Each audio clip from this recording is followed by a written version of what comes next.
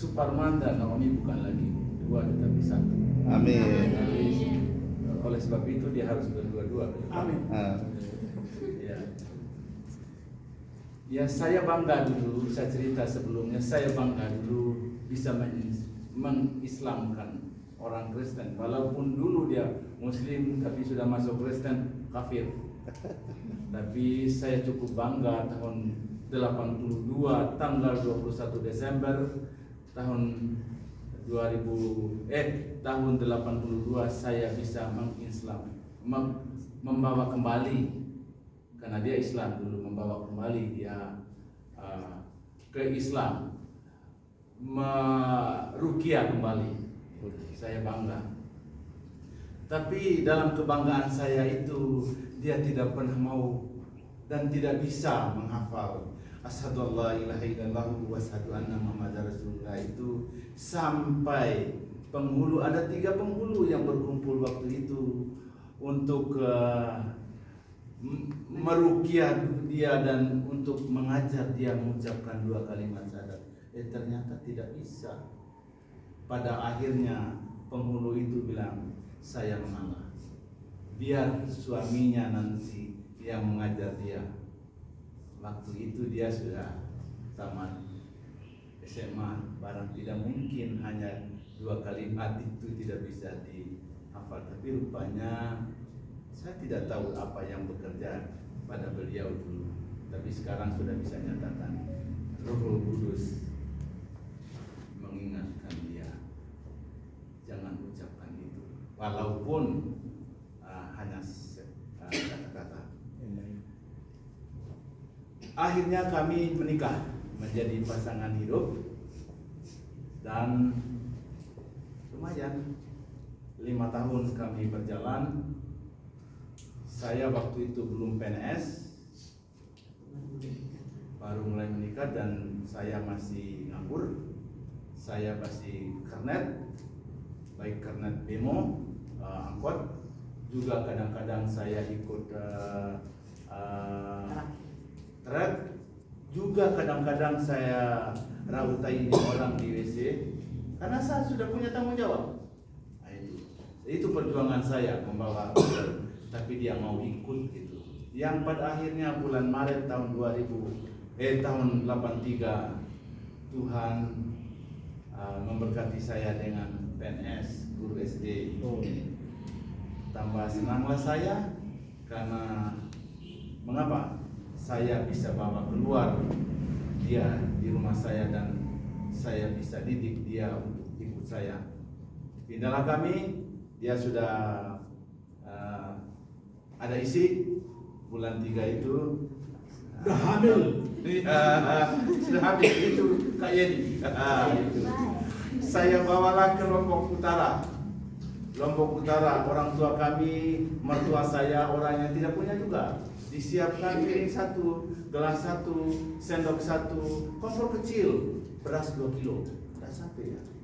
Nah, itu. Jadi kami hidup berdua di situ. PNS waktu itu 6 bulan baru terima gaji. Jadi saya berjuang. Singkat cerita, kami menjalani hidup 5 tahun ya. 5 tahun, 6 tahun. Saya paksa dia pergi sholat, dia tidak mau. Saya ajar sholat itu gampang sebenarnya. Allahu Akbar, hanya Al-Fatihah. Ini orang Arab satu ini tahu. Jadi gampang sebenarnya, tapi dia tidak mau. Ternyata ada kitab kecil yang warna biru dia sembunyikan di dalam laci mejanya. Tidak apa-apalah, kecil saja kok. Dia juga tidak baca. Mungkin tidak baca. Saya mengajar, dia membaca, saya tidak tahu. Berjalan, akhirnya berjalan terus, lahirlah anak kedua. Anak kedua ini umur baru 6 bulan. 6 bulan adalah kapal tenggelam, kapal kayu tenggelam di Lombok Utara. Kami jalan-jalan untuk menonton itu sore. Lalu si Yeni paling dekat sama saya, jadi tidur sama saya, bahkan satu selimut sama saya, masih kecil, jadi anak bapak dia. Lalu pergi Saya suruh diamkan dia sama mamanya, saya jalan. Ternyata dia lari ikut. Datanglah sepeda motor, monceng gua, orangnya besar-besar. Saya begelatik zaman itu. Naik di atas lututnya kayak ini. Jadi dia rebah, jatuh, naik di sini. Lalu kami lari bawa ke puskesmas. Puskesmas bilang, perawat bilang, Pak, ini hancur ini lututnya. Jadi harus dioperasi, tidak bisa dibiarkan gitu. Itu sudah maghrib. Nah, daerah itu waktu itu tahun 83 itu, ya, tahun 83 itu jam 11 datang ke situ mobil, jam 3 pulang. Nah, kalau sudah lewat itu tidak ada kendaraan di Lombok Utara waktu itu. Akhirnya gimana ini? Ya sudahlah, tunggu besok sore baru bawa. Ya, kalau orang Bima bilang sudah busuk lah, yang luka ini. Tapi tidak apa, mau apa? Tiba-tiba datang sudah gelap. Pak Suparman, ada yang cari Bapak. Katanya teman ibu, mamanya Yeni, sudah panggil mamanya Yeni waktu itu. Temannya. Akhirnya, silakan datang. Datanglah, namanya Joni Lazarus. Saya kenal dia karena sempat berkenalan gitu. Mama, Kak, dia pelukan itu. Orang presiden biasalah itu dalam hati saya, walaupun kok istri saya dipeluk gitu. Ya. Akhirnya anakmu ini baru kecelakaan gitu. Dilihat, boleh saya doakan gitu. Dia minta izin sama saya, Pak, boleh nggak doakan ini? Silakan. Hati saya bukan silakan untuk karena doa orang Kristen mujarab, tidak. Yang penting anak saya bisa sembuh. Ya, berdoalah, urusan kamu untuk doa dalam nama Yesus. Itu berdoa, sudah dia tidur, selesai dia ke rumah orang temannya, orang Toraja. Kami tidur, bangun pagi subuh, saya biasalah jam 5 sudah wudu, sholat, selesai sholat, pas assalamualaikum warahmatullahi wabarakatuh. Datang, apa katanya? Sudah bangun anak saya, lari dia. Lari peluk leher saya. Biasa anak bapak gitu, peluk leher. Saya mulai bingung. Itu kemarin dia bilang dokter itu sudah patah dan harus operasi, dan memang tergeletak kayak benang ini. Hari ini sudah bisa lari. Sudah dia lari naik lagi di kursi bangku, dia goyang-goyang, bluk jatuh. Nah, anak saya patah lagi nih dalam hati saya. Tapi dia bangun cari saya. Tidak apa-apa lah. Yang penting sudah sembuh.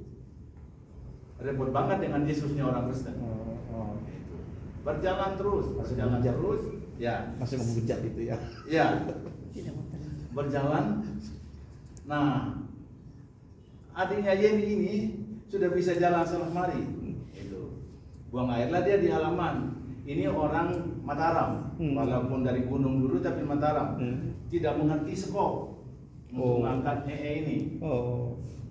Rupanya tersinggung tetangga semua. Kami tidak tahu itu. Sudah habis tidur siang, pergi duduklah di orang Kristen di situ. Ibu, itu ada orang yang ngajak berkelahi. Itu dari tadi jam 3 itu sudah jam 1 tadi. Sudah jam 3, jam 4 itu. Pulanglah. Dia ini kan belajar silat. Sudah mulai ngomong, maju. Biasanya kamu tanpa sadar, saya tepuk bahunya dia. Saya dengar cerita orang Kristen itu tidak suka berkelahi. Betul. Kamu begini, tidak boleh berkelahi apa tidak suka berkelahi? Saya lupa ingat omongan itu. Nggak suka berkelahi. Akhirnya dia ngomong, tapi dia sempat ngejek dia. Coba nak suami saya ini keluar giginya yang nyemol, baru dia pergi gitu. Nah, sebelum dia pergi, dia ambil setrika mau lempar ini, begitu. Maju kamu. Dia pergi, akhirnya suaminya sudah ambil sikap. sudah mau pukul saya ceritanya. Mutar, saya panggil Theo. Theo, kita sama-sama melewati laut, sama-sama dari Bima. Ayo, dia ambil linggis, mau tombak saya. Theo kecil itu, saya bilang gitu. Kecil linggis itu ambil keris, saya taruh keris di ruang tidur, itu ambil. Ini tidak mundur, saya bilang gitu. Saya gentar juga sih, kalau dia masuk keris, saya ambil langkah 1000 lari. Tapi itu gertak, biasa orang Bima gertaknya seperti itu. Lalu dia nunduk, mati kau. Nah sudah, akhirnya istrinya bilang, tunggu nanti malam. Oh sebelum dia pergi, tunggu nanti malam ya. Saya kirim roh nenek moyang saya. Kirim roh nenek moyang saya. Akhirnya benar anak-anak. Pas sekitar mereka sudah tidur jam 9 malam karena di situ gunung sudah gelap, tidak ada listrik zaman itu. Sudah tidur, saya berusaha tidur tapi tidak bisa tidur. Apa yang saya lihat? Di situ penuh dengan miang bambu. Kulit muda bambu itu sama duri bidara, permisi tai kering penuh di situ. Bukan mimpi. Lihat. Sampai 4 kali ganti spray itu masih dikredit pada ibu tadi itu. Dibuka spray itu tetap masih. Kok kalian bisa tidur sih? Dia sama Yeni sama Edi nama anak saya nomor 2 bisa tidur lelap. Oh, saya punya Tuhan, dia bilang gitu. Tidak perlu berteriak seperti Tuhan Bapak perlu berteriak bagi saya dalam hati dia dengar. Hebat juga dalam hati saya. Akhirnya doakan saya juga dong supaya malam ini bisa tidur. Saya bilang gitu. Oh iya, dia kaget. Mau. Akhirnya, ayo sudah doakan. Nah harus dengar firman Tuhan dulu. Saya tidak ada daya memaksa dia. Jadi silakan ambil Alkitabmu. Saya tahu kamu sembunyi di situ. Dia ambil Alkitab, tidak tahu dia tanda atau kemana itu. Pas Tuhan Yesus mengusir 7 roh jahat itu di situ dia buka. Baca Pak? Enggak, saya bilang gitu. Nah, enggak mau baca, ya haram. Akhirnya dia yang baca, Bapak ikut ya. Enggak apa-apa kan saya ikut. Dia baca, saya ikut. Sudah, selesai sudah. Cepat. Saya mau tidur. Doakan saya. Oh, bukan saya yang doa Pak. Kurang ajar orang ini doakan saya. Mama yang doakan saya. Nah, Bapak harus ikut. Hanya berdoa. Sudah. Mana kitab kamu? Saya bilang taruh di kepala saya. Pak itu tidak ada artinya itu. Yang punya arti tadi yang dibaca itu. Ya sudah taruh. Mana Quran saya taruh di kepala tempat tidur. Jadi sejak itu saat tidur lelap. Menurut dia karena sudah tidur, orang sebelah balik ke sana, mulai pukul, brok, tidak bisa tidur.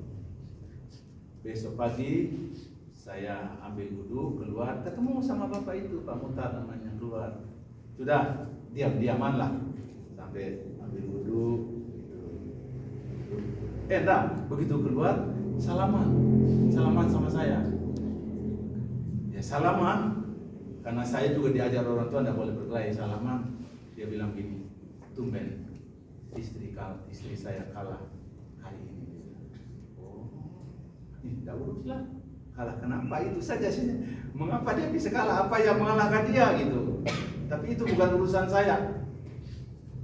Nah, itu saya biarin. Mungkin Tuhan Yesusnya orang Kristen itu yang mengalahkan, tak urus. Jadi dia salaman sama saya dan dia kalah.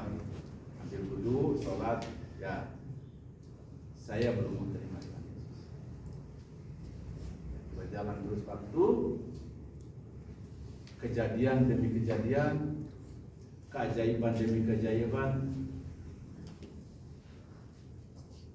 terus muncul ke saya. Sekali waktu mereka pulang ke Mataram, itu cukup jauh, sekitar 2 jam perjalanan. Jadi saya sendiri di situ. Waktu itu sudah ada listrik desa yang pakai genset itu, jadi cuman jam 9 sudah mati. Nah, saya duduk sendiri di rumah di tempat tidur, pada tempat tidur duduk. Tiba-tiba orang gagah itu masuk, nempel di dalam pintu gini, gambar tapi bisa bergerak gitu. Itu Dia tidak ngomong apa-apa. Dia tunjuk saya dengan senyum. Begitu saya kedip mata, hilang. Saya larilah ke rumah orang Kristen ini. Loh, Pak Parman, kenapa seperti ketakutan larinya? Tadi orang jin datang kepada saya. Saya tahu itu gambarnya Tuhan Yesusnya orang Kristen. Jin itu seperti ini, kebetulan dia ditaruh di pintu masuknya itu, kalender itu seperti. Akhirnya dia jinnya ini baik Pak, tidak mengganggu, pulang saja, dia bilang gitu. Dia baik. Akhirnya saya pulang, dia menampakkan diri kepada saya. Saya cuek, pusing amat dengan itu. Tapi Roh Kudus mulai bekerja di hati saya. Saya mulai buka Quran saya, siapa sih sebenarnya Tuhan Yesus itu? Benarkah Yesus itu Isa? Saya buka. Tapi masih menolak. Akhirnya mulai dia tawar, Pak, boleh nggak saya pergi gereja? Oh, silakan. Tanpa tanpa pertimbangan pergi. 2-3 bulan kemudian dia tawar lagi sama saya, boleh nggak saya bawa Yeni sama Yeni? Oh iya silakan. Pas Desember dia nawar lagi, Pak, boleh nggak baptis Yeni sama Edi? Apa sih baptis itu? Permandian, mandi gitu. Di rumah aja mandi, kenapa enggak? Boleh, silakan gitu. Sudah, akhirnya pulang gereja mereka. Sudah mandi anak-anak? Belum. Katanya orang di sana kalau bisa sama-sama bapaknya. Apa maksudnya? Akhirnya berjalan terus. Kesimpulannya bulan Juni tahun 2006, tahun 86 diajaklah saya, Bapak harus permandian. Ya sudah, pergilah permandian di sana. Tapi saya tidak dikenalkan siapa Yesus itu. Hanya permandiannya oke lah, semacam sapi ditarik dibawa ke sana. Sampai di sana ternyata ada Pak Pendeta Lembong namanya, FH Lembong, mungkin Bapak sempat kenal. Dulu GPIB tapi dia keluar dari GPIB katanya, orang Manado. Di sana perpisahan ternyata di Bayan itu. Gini aja kalau gitu, sekalian Pak Parman baptis, permandian, CD, dan peneguhan pernikahan. Iya saja saya. Gitu. Tanpa apa itu ikut. Sudah permandian, baptis, CD, terus peneguhan pernikahan itu sekalian. Tapi bengong saya, apa itu peneguhan, apa itu CD, apa itu baptis, saya tidak tahu. Berjalan terus, tapi penolakan masih ada. Tapi terus saya belajar. Kebetulan kalau pulang ke Mataram banyak traktatnya Haji Amran Amrin di situ. Itu mah karena dia sudah Kristen, makanya dia benarkan Isa itu bahwa Yesus. Tidak peduli. Tapi Roh Kudus bekerja terus. Secara daging, secara emosional saya menolak karena saya akan dibenci. Saya akan ditolak sama keluarga itu terus. Sampai tahun 89 lahirlah anak saya nomor 3, namanya Rio. Yang terima Bapak. Ya, tiap sebulan sekali wajib dia masuk opname karena sesak nafas. Itu. Kali yang ke-8 kami bawa opname lagi. Nah, pada saat itu dia meninggal. Ada beberapa orang anak-anak waktu itu ISPA, 3 orang bersamaan dengan Rio meninggal. Lalu di situ di depan box saya berteriak, kalau memang Tuhan Yesusnya orang Kristen itu benar-benar Tuhan, katanya lebih kurang 1000 tahun yang lalu, 2000. ya, bisa membuat orang buta melihat, tuli mendengar, bisu berbicara, pincang berjalan, bahkan yang mati bisa hidup. Sekarang saya mau bukti Tuhan, Yesus orang Kristen itu hidupkan anak saya. Itu berteriak saya berulang-ulang mungkin tanpa sadar karena saya sedih anak saya meninggal. Lalu bapak yang meninggal anak saya, Pak, anaknya itu bangun itu. Saya tidak yakin. Tetap saya berteriak, Yesus orang Kristen itu hidupkan anak saya ini, buktikan saya hari ini. Lagi datang bapak, anaknya sudah bangun tepuk tangan, baru saya berani buka mata. Lagi dia tepuk tangan, Siri. Itu pun saya belum yakin, itu terlalu keras orang iman. Tapi saya mulai belajar. Sementara tadi 86 saya baptis, datang surat kawan Pak Parman. Entah siapa yang kasih tahu, memang iblis itu cepat dia informasikan. Dia informasikan ke pimpinan, kepala PK waktu itu, kepala dinas. Ternyata kepala dinas sudah bikin surat kawan untuk pindahkan saya sana di tepi hutan sana, sekolah di tepi hutan. Di atas gunung. Itu sekitar 12 kilo dari pinggir jalan. Tidak ada sepeda motor. Terus zaman itu masih kurang, memang masih jarang. Akhirnya kepala sekolah saya hari Senin, ini tadi hari Minggu, hari Senin dia, ini surat kawan loh Pak Parman. Pak Parman katanya sudah pindah kepercayaan. Iya Pak. Siapa yang tuntut? Padahal tadinya ketakutan. Iya Pak, saya sudah pindah. Nah, ini suratnya Pak. Karena Bapak sudah pindah, ini suratnya. Tapi hari ini saya berhak robek. Itu. Asal Bapak kembali ke agama yang lama. Agamamu yang lama. Kembali ke Islam. Tidak. Saya tetap dengan yang baru. Yang ucap bukan Superman. Karena saya sampai hari ini bertanya-tanya siapa yang menuntun saya itu. Akhirnya baik Pak Parman. Jadi saya ini surat ini saya kembalikan ke kantor dinas untuk membuat bukan kawat lagi tapi surat yang tegas. Ya akhirnya jadi Pak Parman boleh hari ini bawa barang ke sana, jadi dituduh jauh. Jadi saya bawa dulu pergi lihat itu sambil pikul koper istri saya, koper besar, jadi pikul dari situ bawa ke sana. Jadi hampir seminggu saya bawa pulang pergi dulu itu karena jalan kaki. Itu Pak Parman punten. Ya. Itu bukan pikul koper tapi pikul salib Pak itu.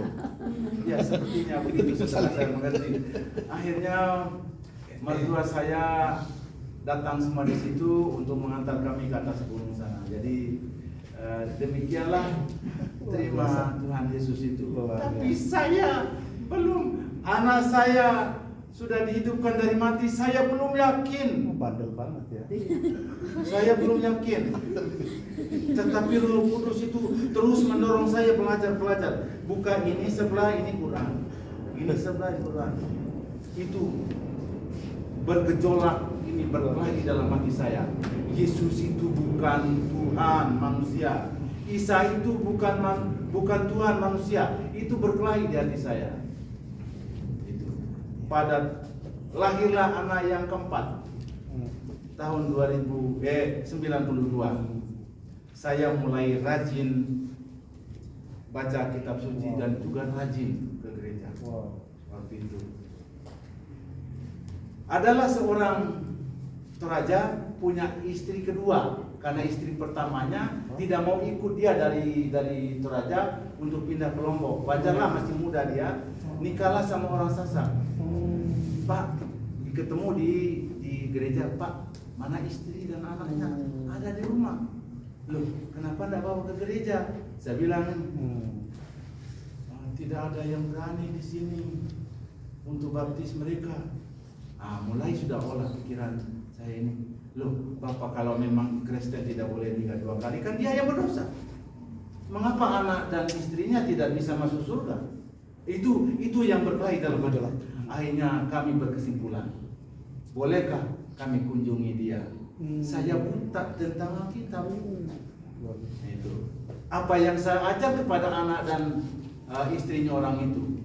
Saya undanglah yang namanya Dimon Sianturi, gembala kami, rajin dia tiap minggu. Saya ikut, jadi saya harus libat rumah saya dulu baru ke beliau. Jauhnya 80 kilo dari Mataram. Jadi sampai ke rumah kami 70 kilo baru ke tempat itu. Kami juga harus jalan kaki untuk turun cari mereka di pinggir jalan. Gitu. Akhirnya belajar tentang permandian. Permandian itu apa? Baptis itu apa? Baptis artinya celup dalam air, mati bersama Tuhan Yesus. Amin. Begitu keluar dari air, bangkit dari mati dan hidup yang baru. Amin. Yang lama sudah berlalu. Amin. Yang baru sudah datang. Amin. Saya Luar biasa. itu. Ibu itu ambil keputusan untuk dipermandikan. Pak Pendeta Dima namanya orang Sabu. Pak Pendeta, saya belum mati. Saya belum mati sama Tuhan Yesus. Baptis juga saya di sini. Akhirnya baptis dengan pakaian itu. Nah, tahun 95. Jadi baptis ada puasanya. Sejak itu tidak ada lagi roh yang intimidasi saya bahwa Yesus itu bukan Tuhan. Jadi ada puasa baptis. Bapak ternyata ada puasa untuk pribadi saya mungkin. Jadi hilang semua. 96 Tuhan mulai pakai saya sampai hari ini. Itu beri kemuliaan.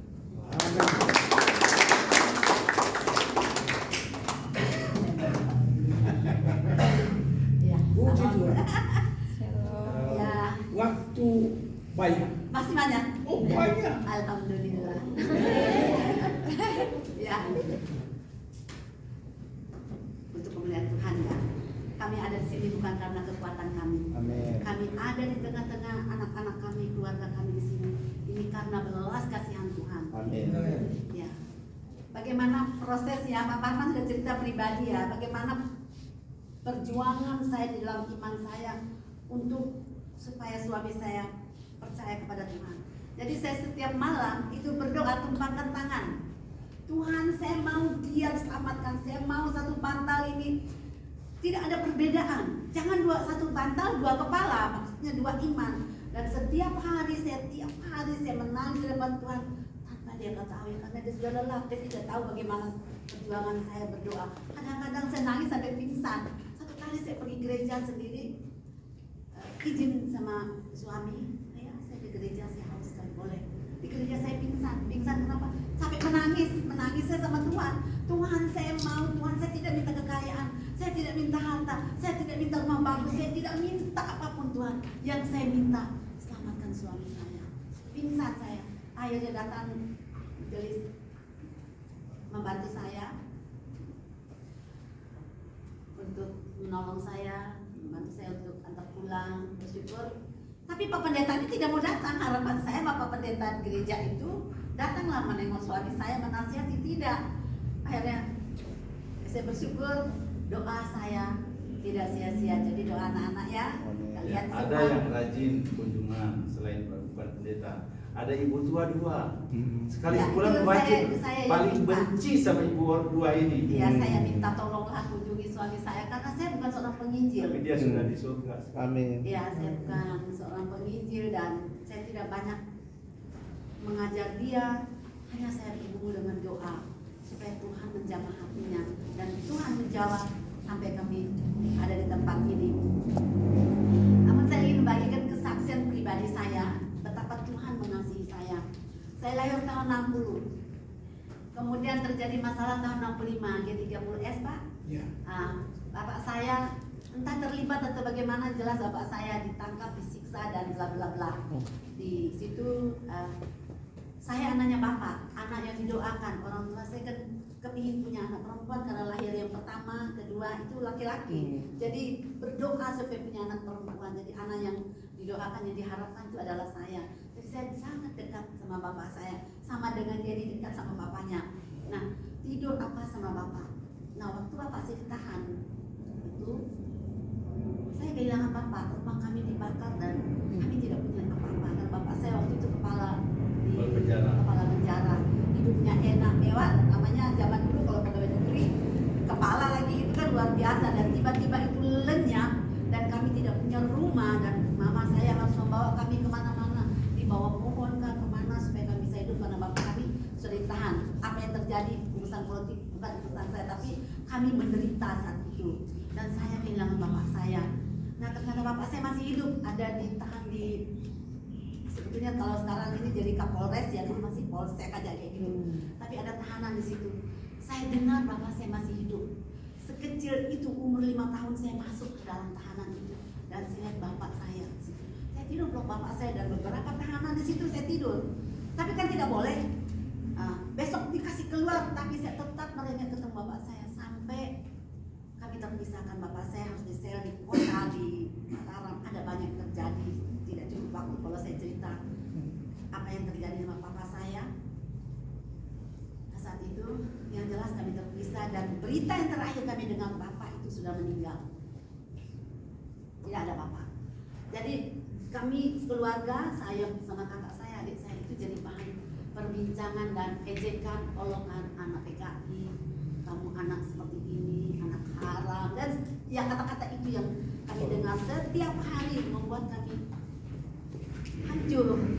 Mama juga, tapi mama saya kan mualaf, mama saya dari orang Timur, menikah sama papa saya mualaf, ikut papa saya masuk Islam. Namun mama saya ternyata setelah dia kembali ke Tuhan Yesus, dia cerita, dia buka rahasia, dia walaupun dia sholat, dia tetap berdoa minta pada Tuhan Yesus.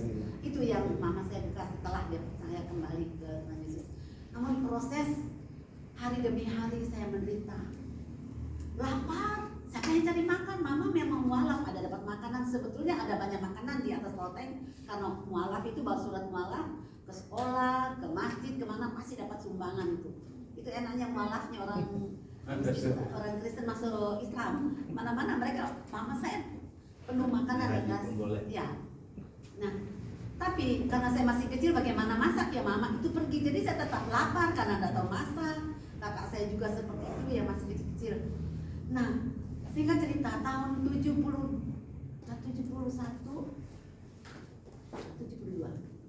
saya lupa ingat. Datanglah seorang bapak, mama saya sedang keluar daerah karena dia sekalipun dia mualaf tetapi dia punya keterampilan menjahit, jadi mesin tangannya yang jahit, tidak punya mesin jahit tangan, baju sekolah apa.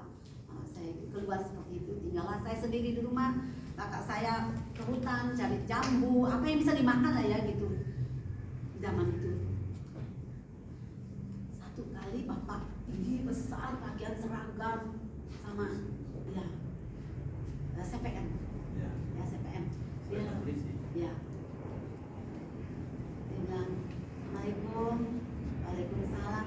Nah di kampung itu yang tahu bahasa Indonesia hanya saya, karena mama saya kan orang Timur, jadi kami bahasa Indonesia juga bahasa Bima, jadi mengerti bahasa Indonesia. Tapi lingkungan kami tidak ada yang mengerti bahasa Indonesia, jadi saya lah yang terima tamu, walaupun kecil saya bisa komunikasi dari mana, siapa, keperluan apa, cari siapa, kayak gitu kan bisa.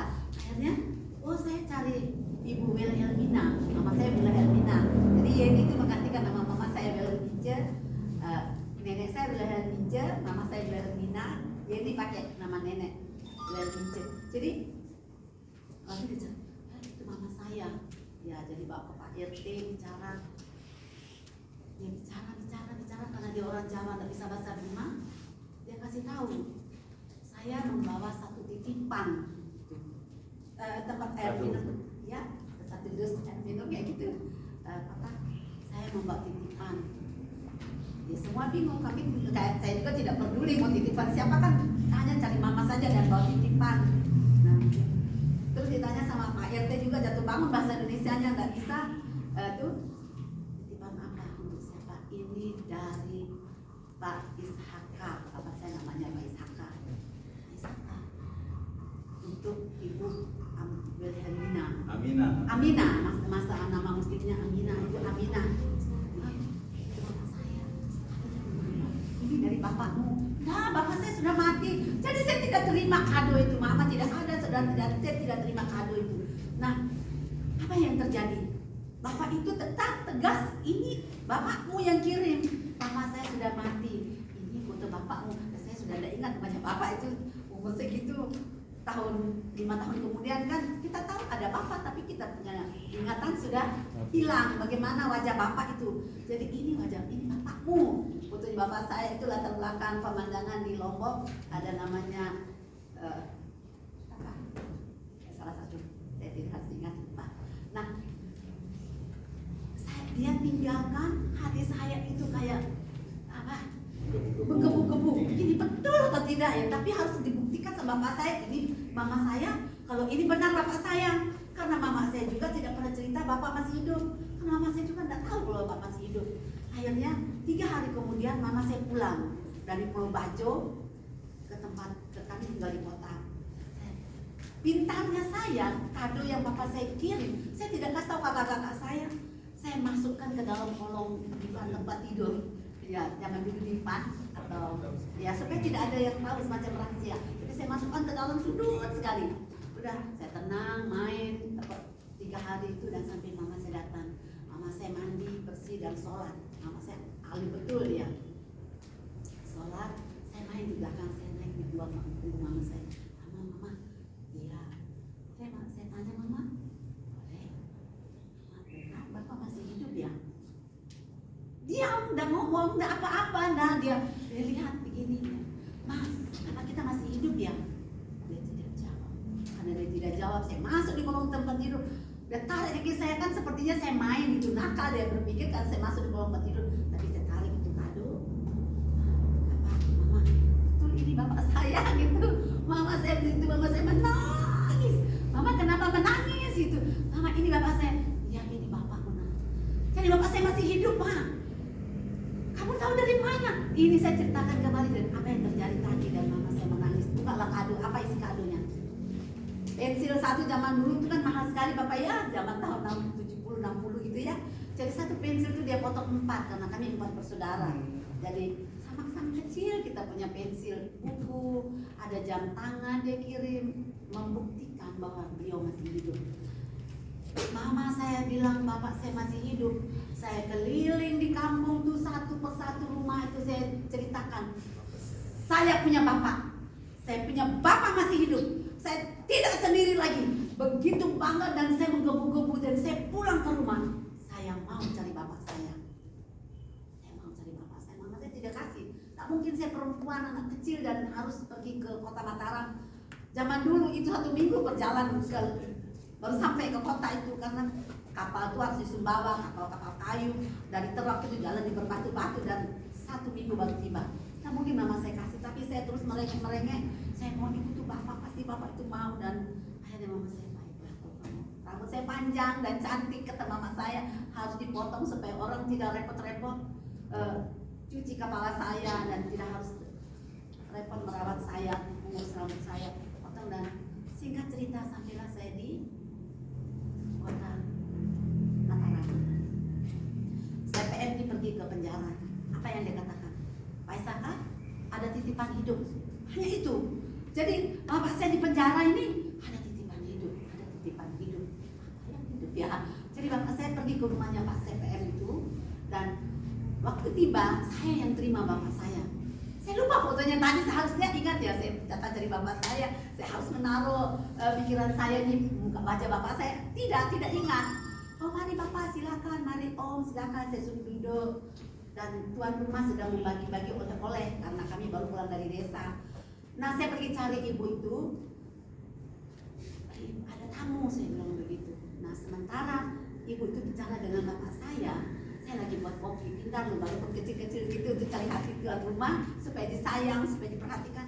Saya berusaha untuk bisa masak, cuci piring, apapun yang bisa saya lakukan. Dan saya waktu saya buat kopi, waktu saya bawa kopi pakai nare itu nggak salah loh, film-film yang kita nonton tuh itu terjadi benar dalam diri saya. Saya bawa begini, dulu perumahan polisi itu hanya dibatasi, ruangan hanya dibatasi sama bedek. Bedek, tahu bedek? Ya. Bambu. Bedek. Jadi saya bawa begini pembicaraan mereka. Bapak kenal dah tadi itu? Siapa yang mempersilahkan bapak di sini? Tidak. Nah, bapak namanya siapa? Itu tanya. Oh saya namanya, saya tidak jelas, saya tidak dengar dia apa bicarakan kan cukup jauh. Tetapi yang bapak saya bilang, apakah itu Nur? Ya itu Nur, karena memang Nur Hayati nama saya, nama muslim. Begitu saya tahu nama saya disebut, itu bapak saya ini apa? Ini dulang atau nare ini jatuh pecah gelas-gelasnya dan saya pingsan di atas air panas bapak saya juga pingsan. Bayangkan orang satu asrama itu kumpul semua dan menangis melihat kami. Saya sadar, saya sudah ada di pangkuan Bapak. Tuhan, terima kasih, ini kado yang luar biasa. Bapak saya tapi sudah Islam, atau sudah Nasrani. Cuman saya tidak tahu. Saya naik di pikulan bapak saya, bagaimana saya melihat orang lain manja kepada bapaknya, pegang telinganya, pegang hidungnya, pegang dagunya. Itu pun terjadi saat pikulan. Saya waktu itu saya bilang saya tidak mau tinggal di sini, saya mau ikut bapak. Oh bapak tidak bisa, bapak tinggal di istana. Tidak, dia bilang penjara. Kalau istana dong enak hidupnya gitu. Tetapi bapak satu kali saja saya dibawa ke sana, kata bapak ya. Kunjungan yang kedua datang dia bawa saya, biar dia mau. Karena saya mulai minta. Baik saya sudah mulai hafal itu jalan dalam otak saya. Saya ingat gambar apapun saya rekam di kepala saya. Supaya saya bisa datang cari bapak saya kalau saya lagi sedih gitu, kalau ingat mama. Nah, akhirnya apa yang terjadi? Jauh, mungkin jalan kaki dari asrama itu ke penjara itu istana. Nah, saya pendek, kecil. Sekali waktu iya. disuruhlah begitu ceritanya kan, disuruh sama ibu itu Pak Oh ya, hari itu saya disuruh buat kelapa. Ini luka semua. Saya mengadu sama siapa? Ibu itu guru. Dia pergi ke sekolah dan saya ditinggal untuk mengurus anaknya. Ini sudah luka semua parut. Dan saya mau hari pergi mengadu bapak saya. Itu ceritanya saya pergi cari bapak saya. Dan saya tidak salah. Hanya ada beda. Ada satu gang yang di sebelahnya kantor gubernur, sebelah kirinya rumah sakit, tetapi di sebelah kanannya itu tahanan. Saya salah masuk. Ada kata-kata 2X ini gitu. Oh, saya balik. Ada satu ibu nyonyok, ibu di manakah ada tahanan? Di manakah ada makanan? Oh nak, salah. Nak ikut saya ya jalan. Jadi saya dituntut di sana. Ibu itu pergi dan saya tinggal sendiri di situ. 2X dua kali ketok maksudnya, 2 kali ini biar bersuara dan petugas. Ya 2X tulisannya. Gimana saya pegang? Tidak ada batu untuk menunjang saya supaya tinggi saya bisa pegang. Saya berdoa, Tuhan bagaimana, walaupun secara Islam ya Allah tolong saya bagaimana.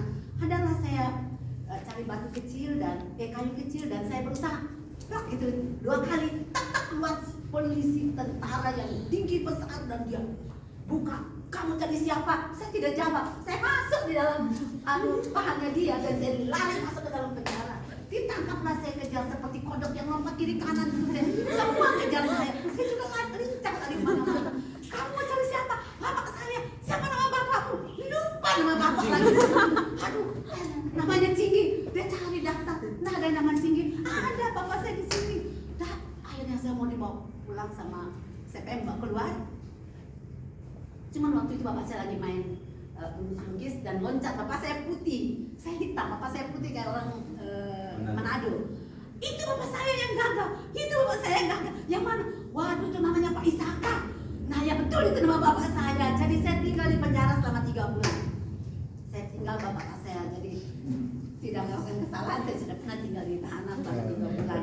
Namun rupanya CPM atau petugas di situ melihat tidak baiklah seorang wanita walaupun kecil tinggal di dalam haus, ya haus, banyak haus ya di situ, haus keluarga, haus dan bla bla bla. Dan mereka mulai berpikir dan panggil bapak saya, Pak tidak boleh anak perempuan ada di tahanan sampai 3 bulan, dia tidak melakukan kesalahan tetapi tinggal di sini, tolong cari keluarga. Dan bapak saya simpulkan saya harus membawa anak saya ini ke keluarga Kristen. Nah, waktu dalam penjara apa yang terjadi? Bapak saya ini tidak pernah sholat, saya ribut, saya marah. Bapak kenapa tidak pernah sholat? Bapak saya tidak jawab tidak, dia diam saja, tapi dia lipat tangan tutup mata. Dia ngapain? Gitu dia baca Alkitab. Bapak ayo sholat, nih sudah waktunya sholat. Saya sholat sendiri, bapak saya tidak sholat gitu. Yuk, kenapa bapak tidak sholat? Lama-lama saya mengerti kalau bapak saya sudah percaya kepada Isa Al-Masih. Nah, tetapi kenapa bapak saya percaya? Dia adalah seorang guru agama Islam. Dia pembuka sekolah agama Islam di Flores dulu, bapak saya. Jadi dia sangat mengerti Al-Quran. Dan dia percaya kepada Isa Al-Masih itu bukan karena penginjilan, tapi karena akid sendiri, Al-Quran sendiri. Nah, dia banyak mengajar, tetapi saat itu mungkin saya masih kecil, dia anggap tidak mampu menangkap Akhirnya dia ambil sikap menitipkan saya di keluarga ibu saya yang Nasrani. Di sana anak-anaknya pergi sekolah minggu, saya ikut sekolah minggu. Dan mereka simpulkan saya untuk taruh saya di panti asuhan Kristen. Jadi saya besar di panti asuhan Kristen sampai dewasa. Diketemukan sama orang jelek ini saya punya pacar banyak, saya tidak suka dia. Tapi karena memang Tuhan mau pilih dia. Amin. Terima gitu. Oke. Tapi kok ikut harusnya tidak terima, saya ikut agamanya ya. Tapi kok kayak ditarik begini, harus menikah, ya kita nikah, ya Pak kita Umar nikah. sudah dipilih Tuhan sejak dunia belum dijadi. Amin. Haleluya. Oke. Tapi begitu menikah fanatiknya minta Oh. ampun, luar biasa. Masak sayur pakai tumis, pakai minyak, kita mau makan. Dia pikir minyak apa? Ada yang menjawab. Nah, ya mau masak apapun tidak mau makan. Dia cuma makan nasi saja. Ya, padahal mama saya kan pintar masak ya. Masakan apa aja kalau ada acara pesta pasti orang cari mama saya untuk mau minta resep atau mengelola makanan. Pasti sisa masakan itu minyak-minyak kan bulan ya. Mau muslim, mau Islam, Kristen, mama saya dipanggil masak. Jadi minyak apapun yang dimasak dia tidak pernah makan. Akhirnya singkat cerita saya bergumul berdoa supaya Tuhan menjamah dia dengan bermacam-macam cara. Tuhan datang. Amin. Dengan tadi yang dia ceritakan kejadian. Nah, mengapa saya mengambil keputusan melayani Tuhan? Saya mengucap syukur dan Tuhan sudah menyelamatkan suami saya. Tapi yang paling pertama saya ucap syukur, mengapa saya sangat peduli dengan orang sakit, mengapa saya sangat peduli dengan jiwa-jiwa yang terbuang, mengapa saya sangat peduli dengan STA suku yang terabaikan. Karena apa? Karena Tuhan sayang kepada saya. Waktu saya kelas 3 SMP saya menderita sakit. Saya 3 bulan di rumah sakit. Dokter angkat tangan karena hampir tiap hari darah saya diambil kirim ke Surabaya. Di Mataram dulu alat itu Pak tidak bagus. Jadi mau periksa darah apapun kirim ke kota Jawa sini di Surabaya. Jadi hasil pemeriksaan tidak diketemukan sakit apapun. Sampai kurus kering badan, bayangkan 3 bulan hanya terbaring dan Tidur sama es. tidur sama es dan tidak ketemukan sakit sampai pada waktunya. Dan itu juga membuat papa saya percaya sungguh-sungguh kepada Isa Al-Masih, pada Tuhan ya, kepada Tuhan Yesus. Waktu dokter panggil bapak saya dan mama saya angkat tangan, maaf bapak ibu saya tidak bisa menolong, kami dokter sudah angkat tangan, silakan bawa pulang anak. Saya dengar semua pembicaraan itu. Lagi ya. Tapi saat itulah bapak saya ditempeleng oleh Tuhan. Kamu tahu di dalam Al-Quran itu kalau Isa Al-Masih itu sanggup menghidupkan orang mati, apalagi anakmu hanya sakit kecil bagi Tuhan. Bapak saya sadar, dia mengaji, dia tahu isi Al-Quran, dia tahu juga kecil, dia tahu kebenaran, tapi dia lupa berdoa minta kepada Isa Al-Masih, mengandalkan dokter. Saat itulah bapak saya mengambil kesimpulan minta kepada Isa, kepada Tuhan Yesus sungguh-sungguh. Saat itu malam itu Tuhan sembuhkan saya dan tiba-tiba saya gemetar kedinginan yang luar biasa. Mayang baru pulang saya minta kasurnya itu tolong tutup badan saya. Dingin ini terlalu dingin buat saya, dingin sekali. Dan permisi saya mencret sepanjang malam itu kayak keluar itu penyakit itu mencret dan buang air kecil sepanjang malam sampai pagi. Dokternya periksa, wah ini anak sudah sehat, ini sembuh, harus dipulihkan. Jadi menunggu lagi saya di situ sudah sembuh tapi harus dikasih nutrisi, makanan supaya saya bisa belajar duduk lagi, belajar jalan lagi, melangkah dan baru pulang saya. Jadi cukup lama saya di rumah sakit. Nah, kuasa Tuhan inilah yang membuat, yang mendorong saya untuk melakukan perintahnya. Amin. Saya diselamatkan, orang lain juga harus selamat. Amin. Amin. Kan saya berdoa sama Tuhan. Waktu itu kan pasti SMP ya, jadi Iya. 3 tahun cukup lama ya. Dan Tuhan kasih saya bukan suami saja, mertua saya, ipar saya, keluarga besar saya percaya kepada Isa Al-Masih. Iya. Amin. Alhamdulillah. Jadi saya akan ini kesaksian saya, namun saya ingin sampaikan sesuatu kepada Pak ya, anak-anak saya di sini, saudara saya di sini. Kami punya melayani suku dan perbaikan. Kami melayani secara kontekstual. Kontekstual Bapak sudah tahu. Tapi yang dalam ini ada bidangnya ya. Di sini kami punya pelayanan tidak membuat orang pindah agama, tetapi imannya yang pindah. Amin. Walaupun dia agama Islam, tetapi dia lebih sungguh-sungguh dari kita. Saya bisa bawa jemaat rumah saya ke sini Insya untuk Allah. berdiri sini. Insya Suruh Allah, mereka. mudah-mudahan tahun depan ditabiskan jadi penginjil itu. Iya. Amin. Dia bisa berdiri dengan agama yang lama, tetapi kehidupannya dia kehidupannya Isa Al-Masih. Jadi Al-Quran itu hanya sebagai jembatan saja supaya kami bisa menjangkau mereka. Kalau saya bawa Injil ini, sama dengan kita seorang kita punya batang leher, Iya. karena mereka belum tentu mau terima. Tapi lewat Bapak dari Arab ya sudah pasti sudah tahu ya. Jadi kalau kita lewat Al-Quran, Jembatannya. jembatannya, mereka menerima. Oh Oke. ternyata Isaullah Isa kalimatuhu itu pantas disebut Tuhan karena dia itu roh Allah, karena dia itu firman Allah. Ya Bapak, benar. Kalimatullah. Kalimatullah, dia firman Allah. Jadi wajarlah kalau kita Orang Kristen itu orang panggil dia Kristen Tuhan. memanggil dia Tuhan. Tuhan. Tuhan.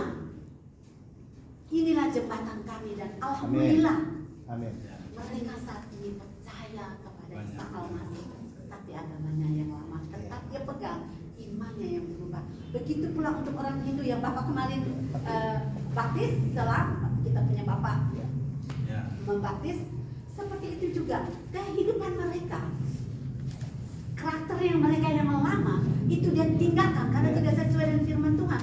Tetapi dia punya tempat penyembahan. Dia bagaimana caranya? Karena biasa mereka kan pakai bunga Bapak, gini-gini. Dia tetap pakai bunga, tapi di desa yang Yesus, terima kasih saya sudah diselamatkan. Di desa yang Yesus tuh orang Hindu bilang Tuhan Yesus. Jadi cara kita kami menyampaikan firman Tuhan, memakai apa yang ada pada mereka, yang penting tidak bertentangan dengan firman Tuhan. Bukan takut Bapak. Kami tetap maju Dewa. Haleluya. Iya. Dia mah dibuang. Iya. Ya dewa, mereka sudah menyembah di desa yang Yesus. Dia bukan menyembah lagi dewa-dewa. Ya. Mereka hampir tidak pernah sebut. Iya. Ya, kenapa harus seperti itu? Rumah saya kecil. Kalau dia ketahuan Kristen, saya tidak bisa bawa pulang ke rumah saya dan tidak bisa menanggung dia punya hidup, makan dan dia pertama. Ya, Paling penting, yang paling penting dia bisa memenangkan seluruh Jiwa. keluarganya. dia punya kesempatan karena dia masih agama yang lama. Dia punya kesempatan untuk menyampaikan kebenaran firman Tuhan buat keluarganya. Jadi bukan satu yang kita menangkan. Rugi kalau kita satu orang. Oke, kamu ikut saya, mari saya baptis, kamu tidak agama Kristen. Dia Hanya saja, satu itu dia saja. dikucilkan oleh keluarganya dan tidak punya kesempatan memenangkan keluarganya. Amin. Tapi alhamdulillah satu kita menangkan, didik dia, ajar firman Tuhan, bertobat dan dia mengajak keluarganya.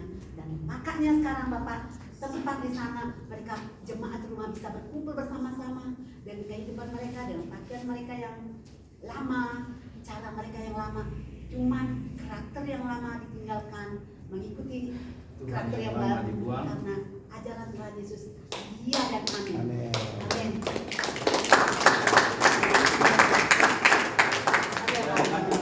Ada sedikit. Jadi itu yang perlu didoakan oleh anak-anak saya, oleh saudara saya, bahwa mereka sudah semakin banyak. Tidak mungkin dia duduk di satu tempat yang terbuka di rumah satu orang, lalu mendengar khotbah walaupun di YouTube, membuka Alkitab di situ. Jadi didoakan mereka butuh tempat walaupun itu belum dinamakan gereja. Tapi kami sudah sepakat di situ ada koperasi IKS Santo ya. Santo apa? Santosa Asia. Santosa Asia. Agama. Ya, itu doa kami. Ya, tolong bantu dalam doa supaya Tuhan berkati itu kerinduan kami. Mungkin 5 tahun, mungkin 10 tahun akan datang. Mereka mengambil keputusan, ayo kita bangun Gereja gereja nyata.